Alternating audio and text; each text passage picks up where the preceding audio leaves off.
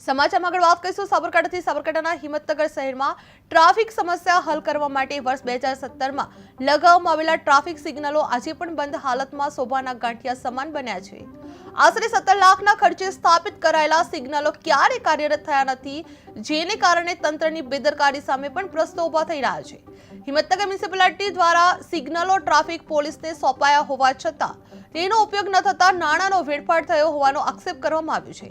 હવે તંત્ર દ્વારા નવી ગ્રાન્ટની મરમ્મત અને નવા સ્થળોએ સિગ્નલ લગાવવાના દાવા કરવામાં આવી રહ્યા છે, ત્યારે લોકોમાં પણ પ્રશ્ન ઉઠ્યો છે કે શું આ વખત સિગ્નલો કાર્યરત થશે કે ફરી માત્ર વચનો જ રહેશે। હિંમતનગર ટ્રાફિક સિગ્નલ નવું વર્ષ બંધ થયું છે, જે 17 લાખ ખર્ચો છતાં સિગ્નલ બંધ હાલતમાં જોવા મળી રહ્યા છે, જ્યાં તંત્રની બેદરકારી સામે ગંભીર પ્રશ્નો ઊભા થઈ રહ્યા છે। જે નવી ગ્રાન્ટથી મરામતો ફરીથી દાવો કરવામાં આવી રહ્યો છે, જ્યાં ચૂંટણી પહેલા સિગ્નલનો મુદ્દો ગરમાયેલો જોવા મળી રહ્યો છે। વિવિધ વોર્ડ વિસ્તારના અંદર આશરે 6 વર્ષ પહેલાં 27 લાખ રૂપિયાના ખર્ચે ટ્રાફિક સિગ્નલો લગાવવામાં આવ્યા હતા।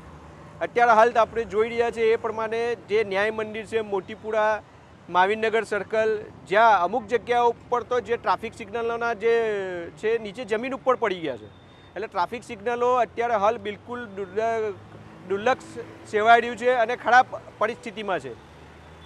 જે ટેન્ડરની જોગવાઈ છે, ટેન્ડરની જોગવાઈની અંદર સ્પષ્ટપણે જોગવાઈ હતી કે જે નગરપાલિકાએ જે ટેન્ડર આપ્યું હતું એના અંદર 3 વર્ષની જે જવાબદારી છે મેન્ટેનન્સની એ નગરપાલિકાની આવે। પોલીસ અધિક્ષક શ્રીની કચેરીને જે કામગીરી સોંપવામાં આવી નગરપાલિકા દ્વારા એ બંધ હાલતમાં જે ટ્રાફિક સિગ્નલો સોંપવામાં આવ્યા। હિંમતનગર શહેરના અત્યારે હાલ દરેક જગ્યાએ ખૂબ જ ટ્રાફિક થઈ રહ્યો છે।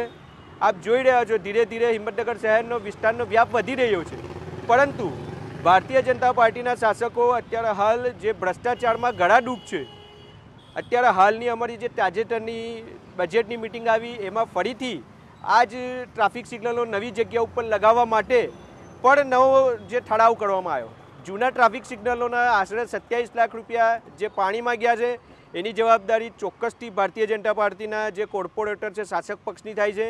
આગામી ચૂંટણીના અંદર જાગૃત નાગરિકોએ જ્યારે વોટ માગવા માટે એ લોકો આવે તો ચોક્કસથી આની કામગીરીનું મૂલ્યાંકન કરવું જોઈએ અને સવાલ પૂછવો જોઈએ, એવું અમારો સક્ષમ વિપક્ષ તરીકે માનવું છે।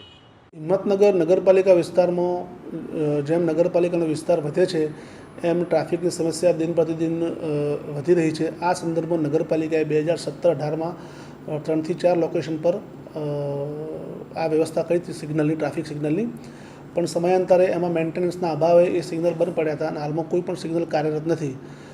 છેલ્લા એકાદ 2 મહિના પહેલાં અમે એસપી સાહેબને મળ્યા હતા અને એસપી સાહેબે અમને ખાતરી આપી છે કે જો નગરપાલિકા સિગ્નલ લગાવશે તો એનું મેન્ટેનન્સ પોલીસ ડિપાર્ટમેન્ટ કરશે।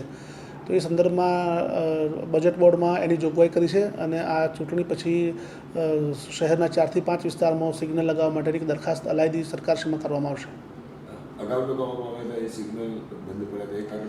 એ 17 થી 18 લાખના ખર્ચે લગાવેલા હતા અને એ સિગ્નલ પ્રોપર મેન્ટેનન્સના અભાવે બંધ પડ્યા હતા। નગરપાલિકા મેન્ટેન કરશે કે પોલીસ વિભાગ, એ અસમંજસના લીધે એ મેન્ટેન થઈ શક્યા નથી, એટલે એ રિપેરિંગ પણ આપણે લીધા છે। જો એ રિપેર થાય તો એ રિપેરિંગ કરશું અને એ સિવાય નવા લેવાનું થશે તો નવા લેશું, એ કરી અને આ સિગ્નલની વ્યવસ્થા આપણે કાર્યરત કરીશું।